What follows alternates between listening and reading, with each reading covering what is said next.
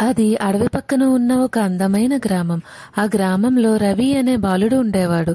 రవికి పచ్చని చెట్లన్నా జలపాతాలన్నా చాలా ఇష్టం.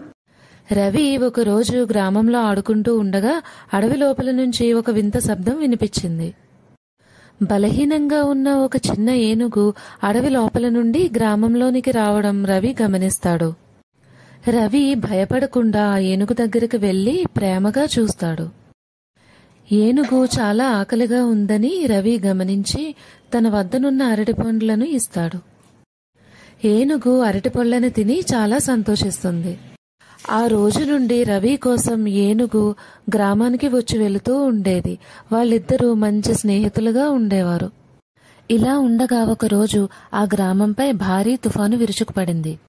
భారీ తుఫాను వల్ల చెట్లన్నీ విరిగి పడిపోయాయి, ఇళ్లన్నీ ధ్వంసమయ్యాయి. రవి ఓ వృద్ధుడిని కాపాడే క్రమంలో ఒక పెద్ద చెట్టు కొమ్మ కింద పడి చిక్కుకుంటాడు. ఇక్కడ ఎవరైనా ఉంటే నన్ను కాపాడండి అంటూ రవి పెద్ద పెద్దగా అరుస్తూ ఉంటాడు. రవి అరుపులను విన్న ఏనుగు తనని కాపాడటానికి పరిగెత్తుకుంటూ వస్తుంది. ఏనుగు రవిపై పడిన చెట్టు కొమ్మలన్నింటినీ తొలగించి అతన్ని కాపాడుతుంది. ఏనుగు రవిని కాపాడిన విధానాన్ని చూసి ఆ గ్రామస్తులంతా ఆశ్చర్యపోతారు. రవి వారితో, నేను చేసిన మంచి తిరిగి నాకు లభించింది అంటాడు.